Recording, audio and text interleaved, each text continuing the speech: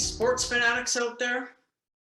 If so, you probably dreamed of a time where you were once on the court, the field, or the ice, celebrating a major victory or a historic moment. Fellow Toastmasters, honored guests, dreamers far and wide, tonight I'll be telling you my story, my moment in the game of the century. It was a frigid, cold November Remembrance Day evening. Fall was giving way to winter, and that meant only one thing to me. Playoff football is upon us. The day was big for myself and my fellow teammates because we are facing down our arch rivals in the knockout round with the right to advance further in the playoffs.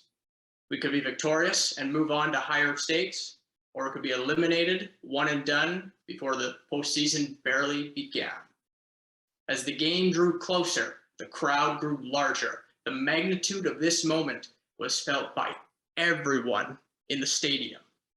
After singing "O Canada" and giving a moment of silence to the courageous soldiers of yesterday, a battle of another sort was about to get underway.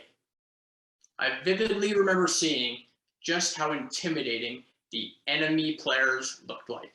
The linemen were as large as mountains. The safeties were built like brick outhouses, and the defensive backs were as fast as lightning. Then boom! The sound of kickoff was louder than 100 fireworks. The game was underway. As I very much expected, it was a slugfest. After a great start for us, the opponents clawed right back. Play for play, punch for punch. My team and the opponents were duking it out. I knew that this was going to be an instant classic, witnessed before my eyes, and I was part of something very special tonight. The early afternoon sun went down, the sky grew dark, and the lights were shining brighter and brighter as the game went on. The spotlight was as if it was warming up to me. Halftime ended. The third quarter evolved into the fourth quarter. Then the unthinkable happened. Under 3 minutes to go, leading by 5, we turned the ball over and gave up an ensuing touchdown. The guys and I had one job on the field.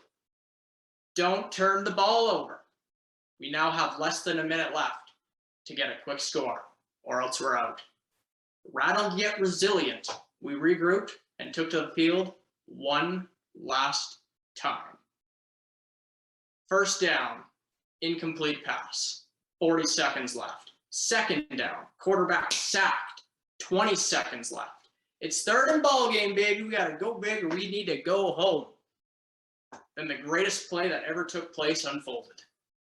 Shotgun formation. Quarterback lines up for the snap, looks downfield, pump fakes once, lobs a 35-yard bomb downfield, high enough to evade those mountainous linemen, those well-built safeties, and faster than the speedy defensive backs could run.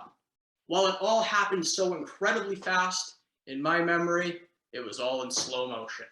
Tight spiral, busted coverage, hit him in stride, perfectly executed, no time left on the clock. We won the game on that drive. The emotions I felt at that moment were inexplicable. The greatest game I've ever been part of. But what did I do next, you asked? Celebrate with my teammates? Get showered by the proverbial Gatorade dunk? Nah, I left the bleachers and went home. You probably thought I was part of the team, the one that made that glorious catch in the dying seconds or threw the long bomb. You kidding me? I'm 5'0". I'm 100 and nothing. I'm not built to play football. You punch me in the shoulder and I'll cry. I'm just a diehard football fan, the armchair quarterback. Nevertheless, though, it was still a game that I recall very well, and it was the greatest game I ever watched. Even though I wasn't part of the team, I was still part of something special. I was part of the game of the century. Madam Contest Chair.